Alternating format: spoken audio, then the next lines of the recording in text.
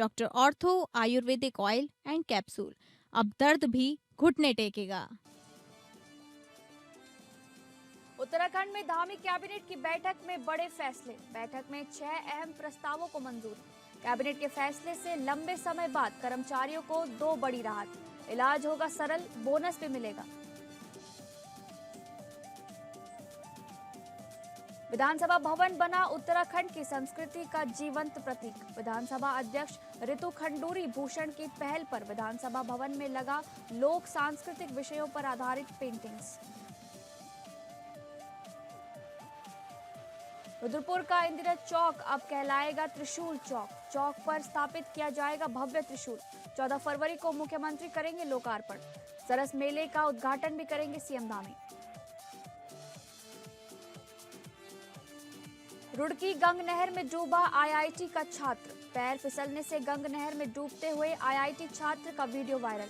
शव की खोज में गोताखोरों की मदद से जुटा प्रशासन।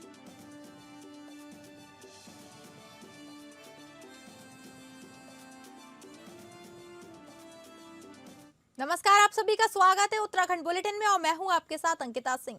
बुलेटिन की शुरुआत करेंगे। देहरादून में आयोजित धामी कैबिनेट की महत्वपूर्ण बैठक संपन्न हुई है, जिसमें कुल 6 अहम प्रस्तावों पर मोहर लगाई गई है।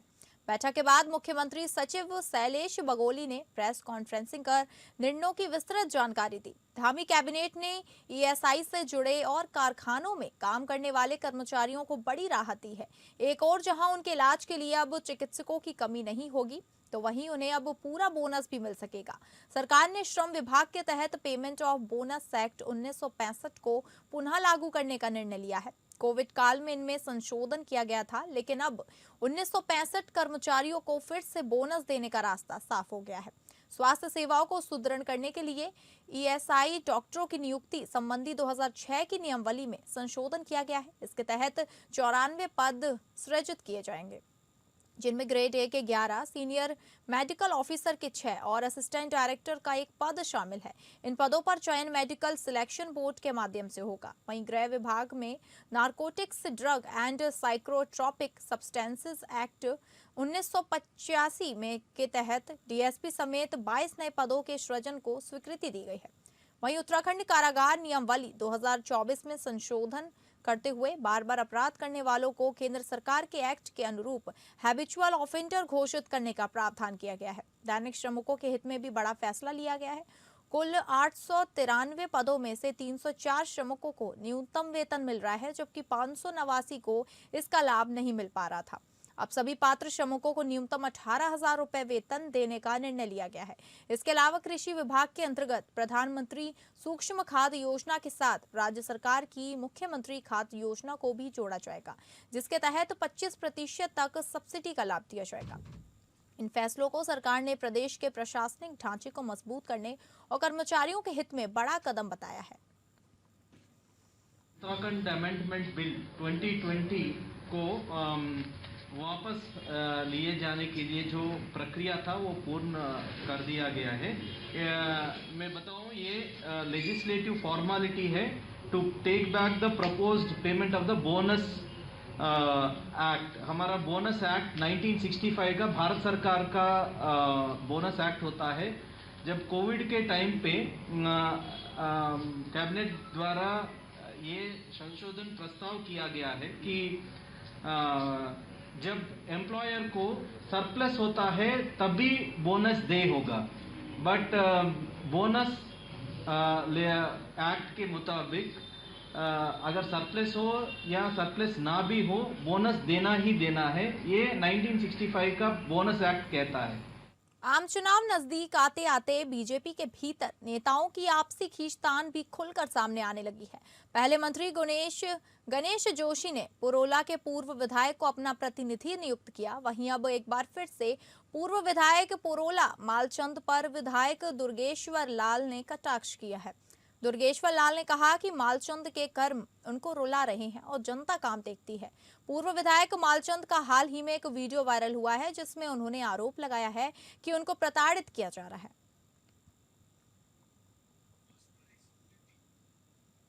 मैं उन विधायक जी के बारे में कुछ कह नहीं सकता, वो मेरे बड़े भाई है। अब प्रताड़ित उनको कौन कर रहा है वो खुद जाने या उनके कर्म उनको प्रताड़ित कर रहे हैं, उनके द्वारा किए गए जो जनता के साथ छला हुआ है। अब आजकल आंसू बहाने से काम नहीं चलेगा, जनता को काम पसंद है। जनता को आंसू बहाना, ढोंगीपन करना, लोगों को जात पात पे धर्म के नाम से, मंदिर के नाम से गुमराह करना, ये जनता ने पुरानी राजनीति सब छोड़ दी है। उन्होंने जैसे इससे पहले आज तक ये ट्रेंड चला था, लेकिन अब उनको जो है इस पे सफलता नहीं मिलने वाली है और वो प्रताड़ित है तो वो अपने कर्मों से प्रताड़ित है। गदरपुर से भाजपा विधायक अरविंद पांडे एक बार फिर विवादों में घिरते नजर आ रहे हैं। जमीन कब्जाने के गंभीर आरोपों को लेकर कांग्रेस नेता सुमित्र भुल्लर ने प्रेस कॉन्फ्रेंसिंग कर विधायक पर सीधा हमला बोला। भुल्लर ने आरोप लगाया है कि विधायक ने करोड़ों रुपए मूल्य की जमीन को कथित तौर पर हड़प कर उसे बेच दिया है। उन्होंने कहा कि यह कोई नया मामला नहीं है, बल्कि इससे पहले भी विधायक अरविंद पांडे का नाम जमीन संबंधी विवादों में सामने आता रहा है और अब एक बार फिर जमीन का जिक्र बाहर आ गया है। कांग्रेस नेता ने सवाल उठाते हुए कहा कि जब भाजपा के वरिष्ठ नेता ही इस तरह के कृत्यों में लिप्त होंगे तो आम जनता को न्याय कैसे मिलेगा। उन्होंने पूरे मामले की निष्पक्ष जांच की मांग करते हुए कहा कि यदि आरोप सही साबित होते हैं तो दोषियों के खिलाफ सख्त कार्रवाई होनी चाहिए। भुल्लर ने यह भी आरोप लगाया कि सत्ता के दबाव में अब तक ऐसे मामलों को दबाने का प्रयास किया जाता रहा है। फिलहाल इस मामले में विधायक अरविंद पांडे की ओर से कोई आधिकारिक प्रतिक्रिया सामने नहीं आई है। गरीब मार करने वाली भू माफियाओं को संरक्षण देने वाली, और संरक्षण गलत कहूंगा, भू माफिया सरकार के कृत्यों को उजागर करने के लिए और इनके खिलाफ कार्रवाई की मांग करने के लिए आज हमने प्रेस करी थी और आज हमने इस मुहिम को शुरू करा है। इस मुहिम को हम आगे बढ़ाएंगे और निश्चित तौर पर जिनके साथ गलत हुआ है और जिस फाइलों में सत्ताधारी लोगों ने अपनी सत्ता का दुरुपयोग करके बिना खसरों के जमीनों पर अपना कब्जा साबित करने का काम किया है, जो ये पाप किया है, कानून को तोड़ने का, फ्रॉड करने का जो काम किया है, इसके खिलाफ हमने प्रेस करी है और इस मुहिम को हम आज शुरू कर रहे हैं और इस मुहिम को आगे बढ़ाते हुए जहां पर जैसी आवश्यकता होगी वैसा हम करेंगे, लेकिन निश्चित तौर पर इनके पापों को उजागर करेंगे और गरीबों को न्याय दिलाएंगे, उनको न्याय दिलाने की लड़ाई को लड़ेंगे। उत्तराखंड की ग्रीष्मकालीन राजधानी गैरसैंण में स्थित भराड़ीसैंण विधानसभा भवन अब केवल लोकतांत्रिक विमर्श का केंद्र नहीं रहा, बल्कि उत्तराखंड की समृद्ध लोक कला, संस्कृति और परंपराओं का जीवंत प्रतीक भी बनता जा रहा है। विधानसभा अध्यक्ष ऋतु खंडूड़ी भूषण की पहल पर विधानसभा परिसर में राज्य की स्थानीय कला एवं कलाकारों को प्रोत्साहित करने के उद्देश्य से विभिन्न लोक सांस्कृतिक विषयों पर आधारित पेंटिंग्स एवं रामबाण के पारंपरिक मुखौटे स्थापित किए गए हैं। विधानसभा अध्यक्ष ऋतु खंडूड़ी भूषण ने कहा कि उत्तराखंड की लोक कला और संस्कृति हमारी पहचान और विरासत का आधार है। कलाकारों को प्रोत्साहन देना और उनकी कला को सार्वजनिक और गरिमामय स्थलों पर स्थान देना संस्कृति संरक्षण की दिशा में एक आवश्यक और सार्थक प्रयास है। उन्होंने कहा कि एक महिला होने के नाते उनका कला, संस्कृति और रचनात्मक अभिव्यक्ति से विशेष जुड़ाव है और वे चाहती हैं कि उत्तराखंड की परंपराएं आने वाली पीढ़ियों तक जीवंत रूप में पहुंचे। कल्चर है, जो हमारे यहाँ देवी देवता हैं, जो हमारे यहाँ मेले होते हैं, उनकी अगर हम तस्वीरें बनवा पाए, पेंटिंग्स बनवा पाए और अपनी फोटो गैलरी पे अपनी गैलरीज में लगा पाए, तो जहाँ एक तरफ बच्चों को प्रोत्साहन मिलेगा, वहीं दूसरी ओर हम अपना कल्चर भी वहाँ पर दिखा पाएंगे। इसी के तहत मैंने भराड़ीसैंण में हमारी जो गैलरीज हैं, सदन की या भवन की जो गैलरीज हैं, उसमें हमने गंगा माँ की, नंदा राज यात्रा की, ढोल दमोह की, हमारी जो पोशाक है उनकी, इस जेवर हैं उनकी, काफी ऐसी तस्वीरें वहाँ के बच्चों के द्वारा बनाई। हमारे उत्तराखंड के बच्चे हैं, उन्होंने ये तस्वीरें बनाई और वहाँ पर लगाई हैं। जनपद ऊधम सिंह नगर के जसपुर क्षेत्र में लेखपाल के एक दलाल का तहसीलदार के नाम पर रिश्वत मांगने का वीडियो वायरल होने पर जसपुर विधायक आदेश चौहान गुस्से में आ गए। उन्होंने तहसील एवं लेखपालों द्वारा किराए पर लिए मकान पर पहुंचकर हंगामा काटा। विधायक ने मौके पर तहसीलदार को बुलाकर वीडियो दिखाया, साथ ही किसी लेखपाल के लिए काम कर रहे दलाल पर रकम मांगने का आरोप लगाकर उसके खिलाफ कार्रवाई को कहा। विधायक ने कानून गो एवं लेखपालों को भी काम में सुधार की हिदायत दी और साफ कहा कि जनता को बेवजह परेशान किया तो खैर नहीं होगी। वहीं तहसीलदार ने वीडियो की जांच कराकर कार्रवाई की बात कही और विधायक आदेश चौहान तहसील परिसर के बाहर बने एक निजी मकान में पहुंच गए। उस मकान में लेखपाल एवं कानून को सरकारी काम करते देखे गए। विधायक को आता देख उनके कुछ दलाल वहां से खिसक लिए।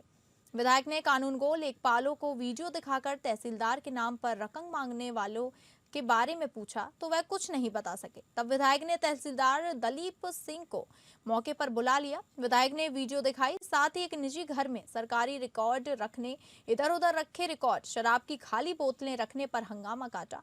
तहसील पहुंचे विधायक ने सभी कानून को लेखपालों को हिदायत दी कि वह अपने काम ईमानदारी से करें, नागरिकों को छोटी छोटी बातों को लेकर परेशान न करें। उन्होंने तहसीलदार से प्रकरण में जांच कराकर रकम मांगने वाले दलाल के खिलाफ कार्रवाई करने को कहा। विधायक आदेश चौहान ने कहा कि 2 किसान कल सुबह उनके पास आए। उन्होंने अपने खेत की मिट्टी उठवाई, उसके बदले उन्होंने जिसको पैसे दिए। वीडियो में आलोक पैसे गिन रहा है और कह रहा है कि पैसे कम हैं, पैसे दो, और बोल रहा है कि तहसीलदार पर पैसे जाने हैं। विधायक बोले कि पता तो बहुत दिन से था कि पटवारी तहसील से बाहर बैठते हैं। जब वहां मौके पर देखने गए तो वहां कानून गो और कुछ पटवारी बैठे मिले, इतना ही, और लोग उनके आदमी बैठे मिले जो सरकारी कार्य कर रहे थे। जो सरकारी आदमी नहीं है वो सरकारी काम कैसे कर सकता है। इन सब बातों को लेकर तहसीलदार को फोन किया और वो मौके पर पहुंचे तो सभी सरकारी फाइलें उस प्राइवेट मकान में रखी हैं जिसकी कोई सुरक्षा नहीं है। अगर वहां आगजनी हुई तो उसका जिम्मेदार कौन होगा। विधायक ने कहा कि उस मकान का किराया कौन देता है, वहां बैठकर दारूबाजी होती है, ये पैसे वसूलते हैं, उन पर कार्यवाही क्यों नहीं हो रही है। पहले भी ऐसी घटना हुई है, जब मेरे द्वारा उस पर रोक लगाई गई तो उल्टा मेरे खिलाफ रिपोर्ट करने का प्रयास किया गया। ये आलोक पटवारी का दलाल है जो पिछले 4 सालों से पटरावारियों के साथ रहता है। देखिए, 2 किसान कल सुबह मेरे पास आए। उन्होंने अपने खेत की मिट्टी उठान कराई। उसके बदले में उन्होंने जिसको पैसे दिए, आलोक वो पैसे गिन रहा है और वो ये कह रहा है पैसे कम है, पैसे और लाओ, और बीच में कह रहा तहसीलदार पे पैसे जाने हैं। वो साफ स्पष्ट है। उसके बाद में उसे देखने के लिए जब मुझे पता चला, क्योंकि मुझे पता तो बहुत दिन से था कि पटवारी बाहर बैठते हैं, तो मुझे कोई ऐसी चीज़ नहीं मिली थी कि मैं जाऊँ और वहाँ कोई बात देखूँ। तो मैं वहाँ मौके पर देखने गया तो वहाँ कानूगो और 4 या 5 पटवारी बैठे मिले और लगभग इतने ही लोग और उनके आदमी बैठे मिले जो सरकारी कार्य कर रहे थे। आप ये देखिए, जो सरकारी आदमी नहीं है वो सरकारी कागजों में काम कैसे कर सकता है। हरिद्वार में शारदीय कांवड़ यात्रा अपने अंतिम चरण में है। शिव भक्तों का जमावड़ा हरिद्वार में लगातार बढ़ता जा रहा है। हरिद्वार पुलिस ने पूरे मेला क्षेत्र को 9 जोन और 20 सेक्टर में बांटा हुआ है। बुधवार को मेले की व्यवस्थाओं को लेकर डीएम हरिद्वार, एसएसपी हरिद्वार ने जायजा लिया। डीएम हरिद्वार मयूर दीक्षित ने बताया कि अंतिम चरण में मेले की व्यवस्थाओं को लेकर निरीक्षण का किया गया है काम, जिसमें ट्रैफिक, पेयजल और दूसरी व्यवस्थाओं को देखा गया है। उन्होंने कहा कि आने वाले सावन के कावड़ मेले और कुंभ के लिए यह एक व्यवस्थाओं का रिहर्सल है, जिसमें कावड़ियों से बात कर उनसे व्यवस्थाओं का फीडबैक लिया गया है। एसएसपी हरिद्वार प्रमेंद्र डोभाल ने बताया कि मेले के अंतिम चरण में ट्रैफिक और यातायात व डायवर्जन को लेकर प्लान लागू कर दिया गया है।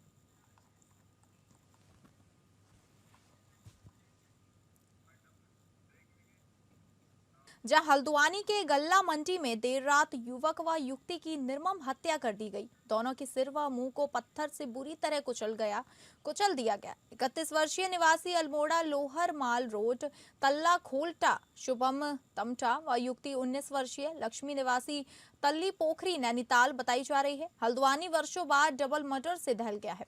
पुलिस के अनुसार गुरुवार की सुबह उन्हें करीब 7:30 बजे डायल 112 पर गल्ला मंडी में स्थित गोदामों के पास युवक व युवती की लाश पड़ी होने की सूचना मिली। दोनों की बॉडी के पास खून से सने हुए पत्थर भी मिले हैं। दोनों का सिर पत्थरों से बुरी तरह कुचल दिया गया है। पुलिस को युवकों के पास से एक चंपावत व अल्मोड़ा के आधार कार्ड मिले हैं। वहीं युवती नैनीताल की बताई जा रही है। हालांकि पुलिस अभी दोनों शवों के पहचान पत्रों की जांच कर रही है। मौके पर पहुंची फॉरेंसिक टीम ने साक्ष्य एकत्रित किए हैं। वहीं पुलिस की प्रारंभिक जांच में युवक के नशेड़ी होना प्रतीत हुआ है। वहीं मौके पर कई लोगों का जमावड़ा लग गया है।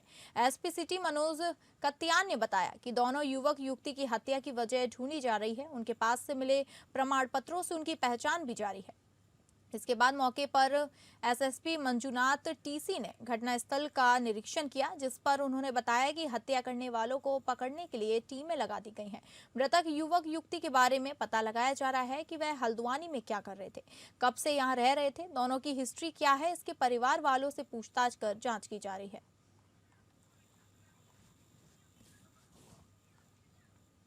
रुड़की कोतवाली क्षेत्र के नगर निगम पुल के पास बुधवार की शाम आईआईटी रुड़की का एक छात्र गंग नहर में डूबकर लापता हो गया है।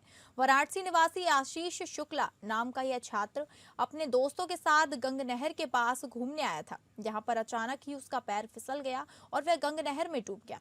आईआईटी रुड़की के छात्र आशीष शुक्ला का गंग नहर में डूबकर लापता होने का एक दर्दनाक वीडियो सामने आया है, जो आज सोशल मीडिया पर वायरल हो गया है।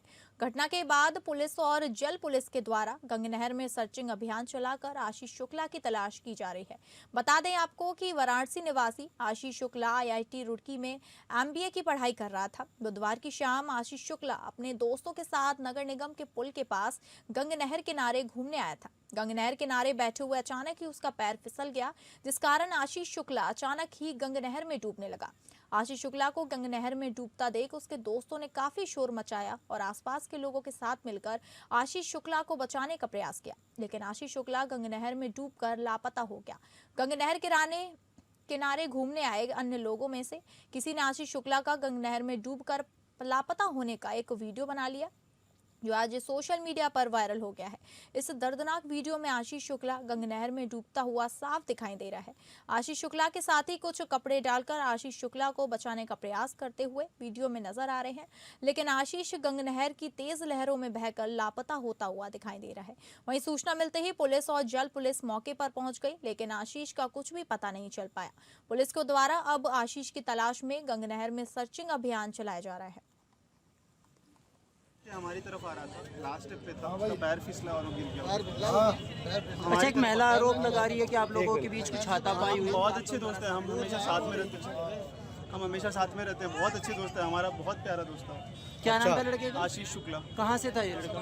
वो बनारस के आसपास से। बनारस से। अच्छा, बता रहे हैं कि कोई लड़कियां भी थी साथ में? नहीं, हम चार ही हैं, हम चार। फर्स्ट ईयर था, सेकंड ईयर। दिनेशपुर थाना क्षेत्र के सुंदरपुर गांव में उस समय हंगामे की स्थिति बन गई जब एक व्यक्ति कोर्ट के आदेश के साथ पुलिस और आमीन को लेकर अपने ही बेटे की संपत्ति को बेदखल कराने गांव पहुंच गया। बताया जा रहा है कि पिता पर कई शादियां करने के आरोप भी लगे हैं और वह अब अपनी संपत्ति सगे बेटे की बजाय सौतेले बेटे के नाम करना चाहता है। इसी विवाद के चलते मामला अदालत तक पहुंचा है। कोर्ट के आदेश पर जब प्रशासनिक टीम गांव पहुंची और घर खाली कराने की कार्यवाही शुरू की गई, तो बड़ी संख्या में ग्रामीण मौके पर जुट गए और बेटे के पक्ष में खड़े हो गए। ग्रामीणों का कहना है कि पारिवारिक विवाद को इस तरह सार्वजनिक विवाद में बदलना सही नहीं है। स्थिति को देखते हुए पुलिस ने मौके पर पहुंचकर दोनों पक्षों को समझाया और शांति बनाए रखने की अपील की। फिलहाल मामला पारिवारिक होने के कारण कानूनी प्रक्रिया के तहत आगे की कार्यवाही जारी है।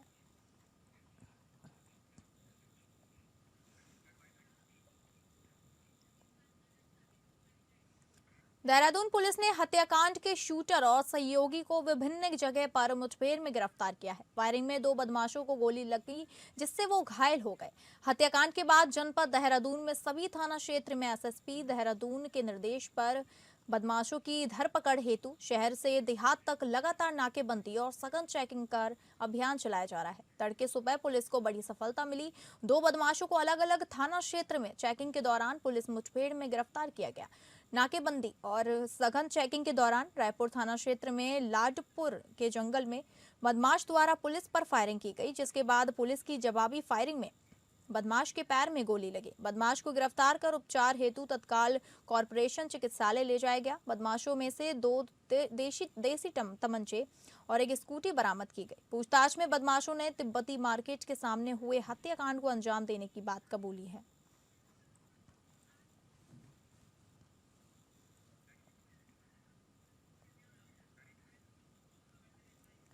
ऊधम सिंह नगर जनपद के रुद्रपुर शहर में स्थित इंदिरा चौक का नाम अब बदलकर त्रिशूल चौक किया जा रहा है। महापौर विकास शर्मा के विशेष प्रयासों से यहां भव्य त्रिशूल की स्थापना की जा रही है, जिसका लोकार्पण मुख्यमंत्री पुष्कर सिंह धामी 14 फरवरी को करेंगे। महापौर ने जानकारी देते हुए बताया कि शिवरात्रि से ठीक एक दिन पहले मुख्यमंत्री रुद्रपुर पहुंचकर विधिवत पूजा अर्चना के साथ त्रिशूल चौक का लोकार्पण करेंगे। उन्होंने बताया कि यह स्थान कावड़ यात्रा के प्रमुख मार्ग पर स्थित है, जहां से होकर बड़ी संख्या में भोले भक्त गंगा जल लेकर गुजरते हैं। महापौर विकास शर्मा ने कहा कि रुद्रपुर को रुद्र की नगरी के रूप में विकसित करने की दिशा में यह एक महत्वपूर्ण कदम है। भविष्य में शहर के प्रमुख चौराहों पर देवी देवताओं की प्रतिमाएं स्थापित की जाएंगी। त्रिशूल चौक के लोकार्पण के बाद मुख्यमंत्री गांधी पार्क में आयोजित सरस मेले का उद्घाटन भी करेंगे।